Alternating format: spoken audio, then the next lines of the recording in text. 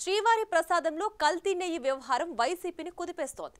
అసలే ఓటమి భారం ఒకవైపు, మరోవైపు కీలక నేతల వలసలతో కుంగిపోతున్న ఆ పార్టీ తిరుమల వ్యవహారంలో తనను తాను డిఫెండ్ చేసుకోవడానికి నానా పాట్లు పడుతోంది. దానిపై 2 సార్లు మీడియా ముందుకొచ్చిన మాజీ సీఎం జగన్ తాను క్రిస్టియన్ అని ఒప్పుకున్నారు. తిరుమలకు వస్తానని ప్రకటించిన ఆయన డిక్లరేషన్ ఇవ్వడానికి ఇష్టపడక ఏవేవో కారణాలు చెప్పి ఆ యాత్రను క్యాన్సిల్ చేసుకున్నారు.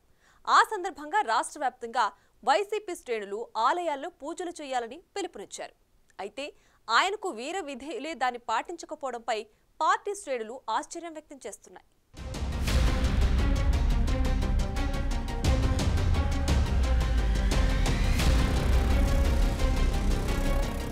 తిరుమల లడ్డూ కల్తీ వివాదం వ్యవహారం ముదురుతూ వైసీపీ అందరికీ టార్గెట్ అవుతుంది. దాంతో మాజీ ముఖ్యమంత్రి జగన్ డ్యామేజ్ కంట్రోల్ చర్యలు మొదలు పెట్టాలని చూశారు. తిరుమల స్వామివారిని దర్శనానికి వస్తున్నట్లు ప్రకటించారు. ముఖ్యమంత్రిగా ఉన్నప్పుడు కొండ మీదికి వస్తే ఆయన్ను అధికారులెవరూ డిక్లరేషన్ కోరలేదు. అప్పట్లో హిందూ సంఘాలు, టీడీపీ, బీజేపీ, జనసేన నేతలు చేసిన డిమాండ్లు ఎవరు పట్టించుకోలేదు. బ్రహ్మోత్సవాలకు జగన్ వచ్చిన సమయంలో దానిపై పెద్ద ఎత్తున చర్చ జరిగిన నాటి చైర్మన్తో పాటు పలువురు మాజీ మంత్రులు విపక్షాలపై తీవ్ర విమర్శలు చేశారు. అయితే ఈసారి డిక్లరేషన్ సమర్పించిన తర్వాతే దర్శనం చేసుకోవాలన్న డిమాండ్ గట్టిగా వినిపించింది. దాంతో జగన్ తిరుమల యాత్రకు తనకు అనుమతి లేదని నోటీసులిచ్చారని, ఇంకేవేవో కారణాలు చెప్పి యాత్రను క్యాన్సిల్ చేసుకున్నారు. అయితే వివిధ వర్గాల నుంచి పెరుగుతున్న ఒత్తిడితో తన మతం గురించి ప్రస్తావించారు. గతంలో తాను హిందువునే అని చెప్పుకున్న జగన్ ఇప్పుడు 4 గోడల మధ్య తాను బైబిల్ చదువుతానని ఒప్పుకున్నారు. నేను అడుగుతా ఉన్నా, ఒక రాష్ట్ర ముఖ్యమంత్రిగా 5 సంవత్సరాలు బ్రహ్మోత్సవాలలో తిరుమల తిరుపతి దేవస్థానానికి వస్త్రాలు సమర్పించిన నేను, ఇన్నిసార్లు తిరుమల తిరుపతి దేవస్థానానికి వెళ్ళిన నేను, ఈరోజు తిరుమల తిరుపతి దేవస్థానానికి నేను రాకూడదట, పోకూడదట. కారణం ఏమిటంటే నా మతమట. నేను అడుగుతా ఉన్నా, నా మతం ఏమిటి, నా మతం ఏమిటి అని అడుగుతా ఉన్నారు. అడుగుతా ఉన్నా, నా మతం ఏమిటని. అవును, 4 గోడల మధ్య నేను బైబిల్ చదువుతాను, తప్పేముంది?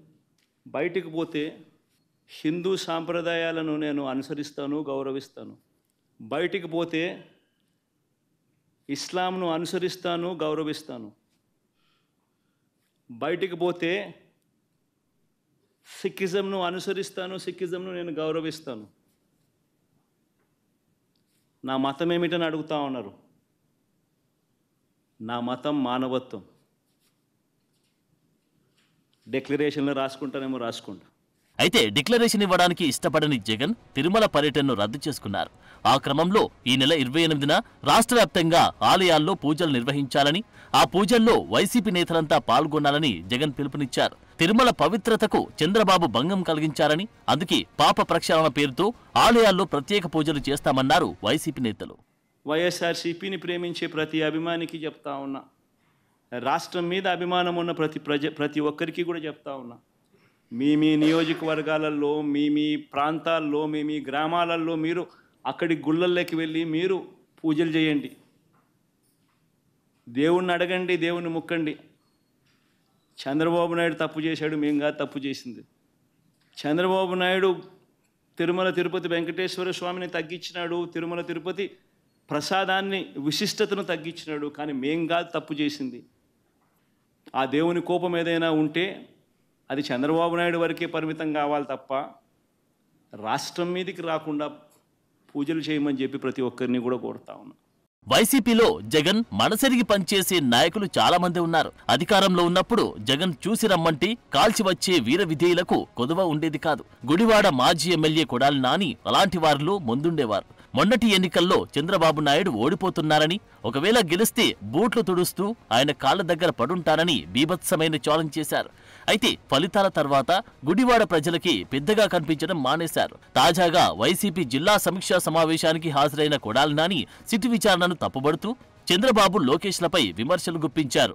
ఎటువంటి విచారణ జరిపిన వైఎస్ఆర్ కాంగ్రెస్ పార్టీ మేము సిద్ధంగా ఉన్నామని చెప్తే సిట్ అని చెప్పి, ఈయన సిట్ అంటే కూర్చున్నవాడు, స్టాండ్ అంటే నుంచున్నవాడు ఒక ఆఫీసర్ని వేశాడు.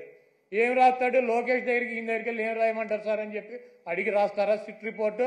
మీకు దమ్ముంటే సుప్రీంకోర్టు ప్రధాన న్యాయమూర్తితో విచారణ జరిపించండి, లేకపోతే సిబిఐతో విచారణ జరిపించండి. ఏమీ లేవు. సిట్ అంటే కూర్చునేవాడు, ఈయన కూర్చోమంటే కూర్చునే సిట్ అనే ఒక పోలీస్ ఆఫీసర్ని వేసి విచారణ జరిపిస్తాడంట. వాటిల్లో చంద్రబాబు ముఖ్యమంత్రిగా ఉండగా 17వ తారీఖున వచ్చినటువంటి ఒక ట్యాంకర్లో వాళ్ళకి కావాల్సినటువంటి మెజర్మెంట్స్లో లేదు నెయ్యి, కాబట్టి మేము దీన్ని రిజెక్ట్ చేస్తున్నాం అని చెప్పి దాన్ని వెనక పంపడం జరిగింది. ఆ నెయ్యిని వాడల. గతంలో కూడా రిజెక్ట్ చేసి 18 సార్లు పంపించే ఎటువంటి నెయ్యిలు వస్తాయి. ఎప్పుడూ కూడా క్వాలిటీ లేనటువంటి నెయ్యి కానీ నూనె కానీ ఎటువంటి ఆహార పదార్థాలు తిరుమల తిరుపతి దేవస్థానంలో వాడినటువంటి పరిస్థితి లేదు. 17వ తారీఖున జూలై 17వ తారీఖున ఏం ఫస్ట్ టైం కాదు రిజెక్ట్ అవటం, కొన్ని వందల సార్లు రిజెక్ట్ అయినాయి అదే తిరుమల తిరుపతి దేవస్థానం. జగన్ కోసమే పుట్టినట్లు ఉంటుంది కొడాలి నాని వ్యవహార తీరు. ఎప్పుడూ బొట్టు పెట్టుకుని మెడ నిండా రుద్రాక్షలతో కనిపించి ఆయన జగన్ పిలుపు మేరకు ఎక్కడ పూజలు చేయలేదు, ఏ ఆలయాన్ని సందర్శించలేదు. ఇక మరో ముఖ్య నేత గన్నవరం మాజీ ఎమ్మెల్యే వల్లభనేని వంశీ. టీడీపీ నుంచి గన్నవరం ఎమ్మెల్యేగా 2 సార్లు గెలిచిన వంశీ రెండోసారి గెలవగానే కొడాలి నాని వెంట వెళ్లి జగన్ సమక్షంలో ఆ పార్టీ కండువా కప్పుకున్నారు. ఇక అప్పటినుంచి టీడీపీ అధినేతని టార్గెట్ చేస్తూ జగన్ పట్ల విధేయత చాటుకుంటూ వచ్చారు. గెలిచాక ఎవరికి కనిపించకుండా పోయిన వంశీ కూడా తాజాగా కొడాలి నానితో కలిసి వైసీపీ ఆఫీసులో కనిపించారు. ఆయన కూడా ఎక్కడ పూజలు నిర్వహించినా దాఖలాలు కనిపించకపోవడంతో వైసీపీ శ్రేణులు ఆశ్చర్యం వ్యక్తం చేస్తున్నాయి. తిరుమల వెంకటేశ్వరుడిపై విశ్వాసముందని డిక్లరేషన్ ఇవ్వడానికి ఇష్టం లేక జగన్ ఏకంగా తన తిరుమల యాత్రని రద్దు చేసుకున్నారు. పాప ప్రక్షాళన పూజలకు తిరుమల వెళ్లానన్న ఆయనే దాన్ని క్యాన్సిల్ చేసుకోవడంతో కొడాలి నాని వల్లభనేని వంశీ కూడా దాన్ని లైట్ తీసుకున్నారన్న అభిప్రాయం వ్యక్తమవుతుంది. తన తిరుమల యాత్ర రద్దయినా రాష్ట్ర వ్యాప్తంగా వైసీపీ నేతలు ఆలయాల్లో పూజలు చేయాలని జగన్ సూచించారు. దాంతో రాష్ట్రంలోని పలు ప్రాంతాల్లోని వైసీపీ నేతలు ఆలయాల్లో హడావిడి చేశారు. అయితే జగన్ ఆదేశాలను కొడాలి నాని వల్లభనేని వంశీ కనీసం పట్టించుకోలేదు. జగన్ అధికారంలో ఉన్న సమయంలో ఆయన మెప్పు కోసం బూతులు, దాడులు, దౌర్జన్యాలతో రెచ్చిపోయిన ఆ ఇద్దరు ఎన్నికల్లో పార్టీ ఓటమి తర్వాత పూర్తిగా మౌనం వహించారు. ఎంతో అత్యవసరమైతే తప్ప అసలు రాష్ట్రంలోనే కనిపించడం లేదు. తాజాగా తాడేపల్లిలో జగన్ ఆధ్వర్యంలో జరిగిన పార్టీ రివ్యూ మీటింగ్ కు వారిద్దరూ హాజరయ్యారు. ఆ సమావేశం తర్వాత కొడాలి నాని మీడియాతో మాట్లాడినా ఆయన మాటల్లో మునుపటి ఫైర్ కనిపించలేదు. తెలుగుదేశం చంద్రబాబుపై విమర్శలు చేయాలి గనుక చేస్తున్నా అన్నట్లు మాట్లాడి మమ అనిపించారు. వల్లభనేని వంశీ అయితే మీడియా ముందు నోరెత్తే ధైర్యం కూడా చేయలేదు.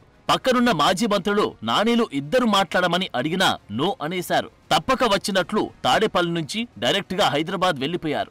కనీసం సొంత నియోజకవర్గం గన్నవరం వైపు కన్నెత్తి కూడా చూడలేదు. ఓటమి తర్వాత సొంత నియోజకవర్గంలో క్యాడర్ని గాలికి వదిలేసిన ఆ ఇద్దరు ఇప్పుడు జగన్ విషయంలో కూడా డోంట్ కేర్ అన్నట్లు వ్యవహరిస్తున్నారు. అదే ఇప్పుడు కృష్ణా జిల్లా పాలిటిక్స్ లో హాట్ టాపిక్ గా మారింది.